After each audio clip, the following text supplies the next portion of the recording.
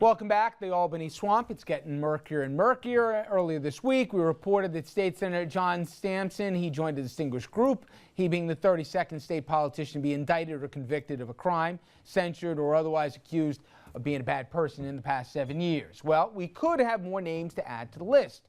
Convicted former state senator Shirley Huntley, she wore a wire for the FBI and for several months last year, and now the seal has been lifted on her sentencing memo.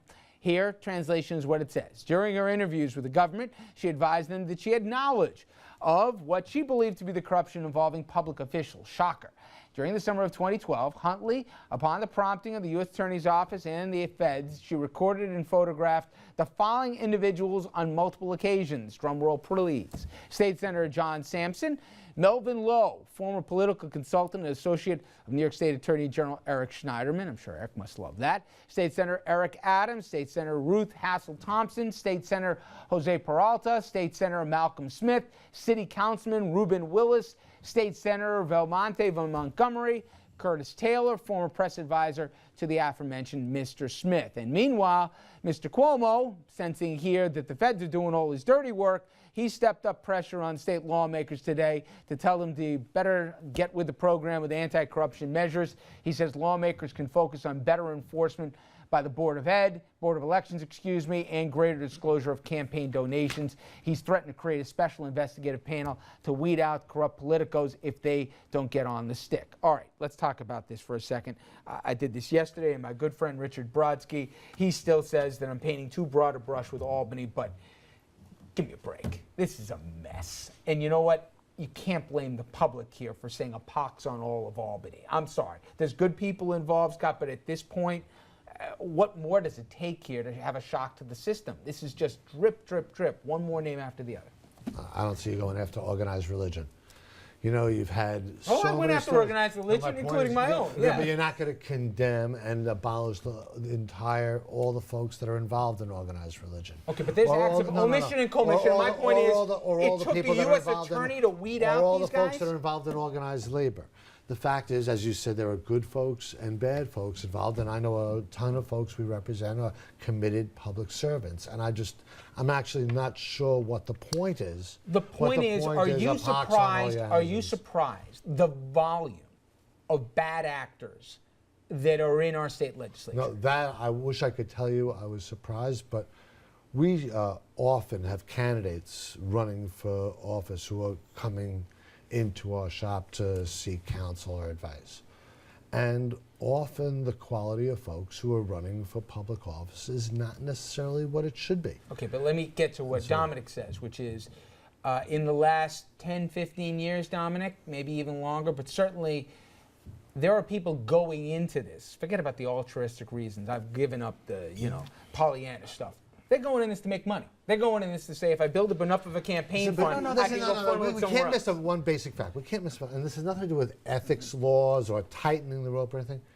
If people are thieves, if people are criminals, they're criminals in any industry, no matter what they're going to do in life. To take that point, though, if they are thieves, are they finding the current structure to be an elected official in New York too easy to be a cottage industry? The access to public funds was too tempting, and then the numbers got out of hand. I think that what we're also seeing is the fallout from the brief tenure of John Sampson and Malcolm Smith as running the state Senate. Many in leadership positions at the time were ill-suited for those positions and ill-qualified for those positions. That should not detract, I agree with Scott, from the quality people who are in the state Senate and in the state Assembly and in the City Council. These are the folks who, for a variety of reasons, assumed or were given leadership positions that they couldn't fill and they couldn't avoid temptation. So whereas before, perhaps in a different industry, they would be raiding client accounts for thousands of dollars, they were raiding the public treasury for hundreds of thousands of dollars. Now, I've called on state lawmakers, and I talked about some of the courage, including Republicans like Steve Salan on the gay marriage vote here, which cost them their job here, okay? But where was the courage of other lawmakers who obviously saw this going down? It's not a secret here. You don't see it. You don't see it. I can tell you, I've never, ever seen an envelope of any kind, never come close to hearing about it. I've been doing this for 30 years, 25 years.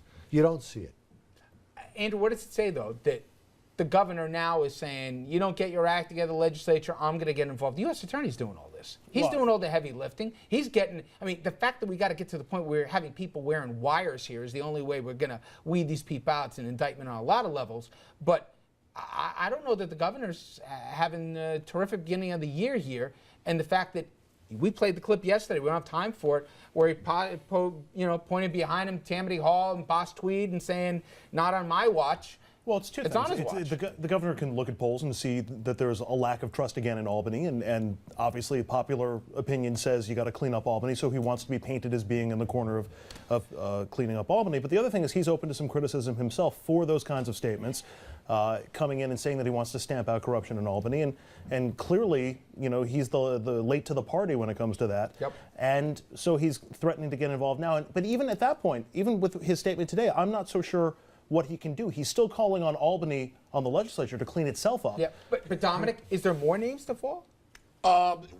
Richard, I've listened to my colleagues very carefully, and they're being diplomats. The bottom line, the one thing that Scott did say that's true, if you were a crook before you came in Albany, you're a crook now. And I'm not saying that these elected officials are crooks, but the feds did release a statement saying out of 9 names that were released yesterday, 8 are under investigation.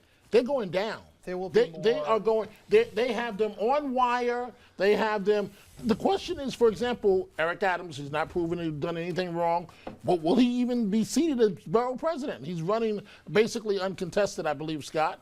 What's going to happen? He's a key figure in all of this. They have wires. You can talk your way out of this all you want. You're not getting out of this. It's a U.S. attorney who happens to be African American, and she's not playing around with this. The wires are not the news. People talk to each other. We don't know what was recorded. Wires are not the news. We don't know what was recorded. We don't know what was said. No, the news is Are you kidding me? The news is that John Sampson was not woken up at 6 o'clock in the morning and dragged down and arrested in jeans and a sweatshirt like Dan Halloran and the city council was. He was arranged to go down and surrender himself, and a plea was offered in a New York minute. So the question is, process-wise, in the legal community, you only get that treatment if you've been talking. We don't know what's don't know what's coming We next. don't know The what's on wires. those wires. We only that's know not- from the information that we have that Shirley Huntley thought that these might be people that needed to be taped, at least in her dealings with the FBI. We We'll know have to a see. lot of people are flipping. I mean, right? I want to know why this didn't happen with Shirley Huntley in 2010 when I had a candidate against her. And we weren't terribly close, but we were close enough where this could have mattered. I actually want to say something counterintuitive.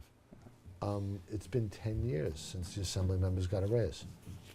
And I happen to it's agree with not you. a popular time to talk about it, and it reflects directly who I'm seeing walk into my office as candidates who want to run for those offices.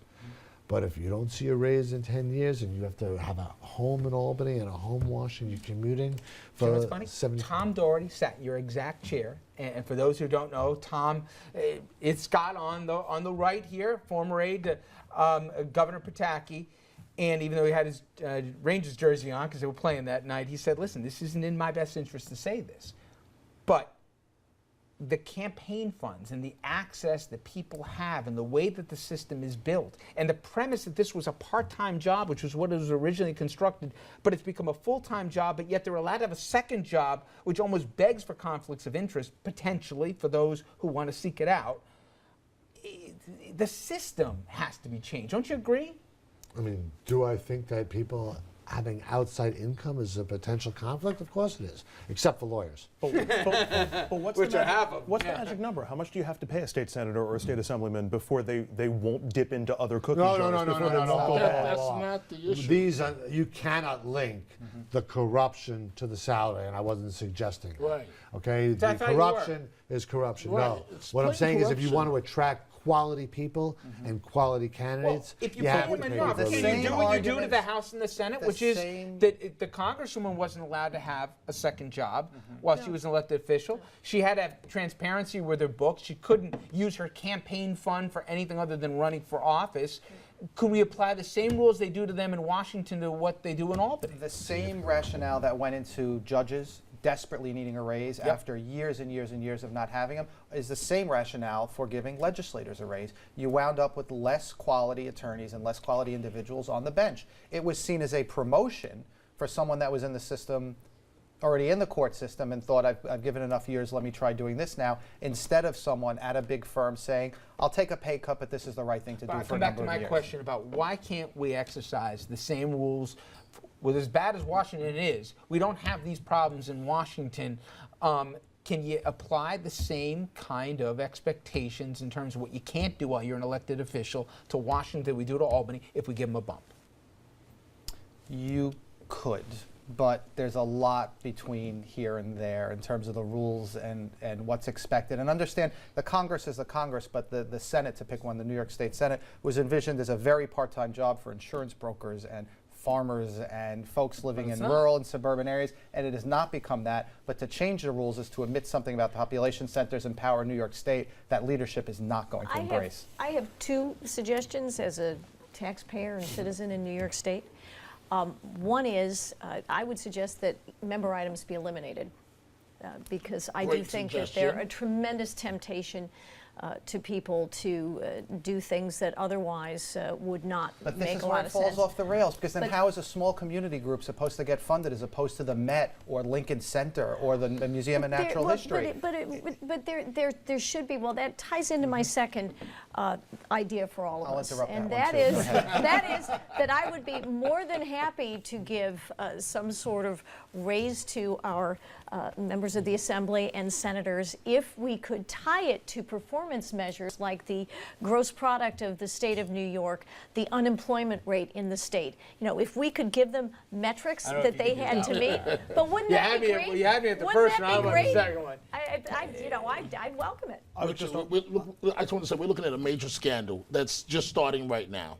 A major scandal. You're going to see quite a few elected officials walking in handcuffs, or they're wearing wires right now for the feds.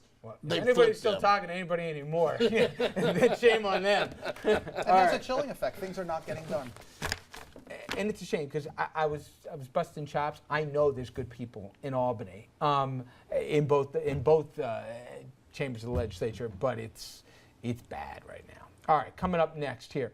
Should a man who voted against Sandy funding be allowed to headline a New York State Republican Party event? You didn't get off that easy, Congresswoman. We're going to talk about that when our panel sounds off straight ahead.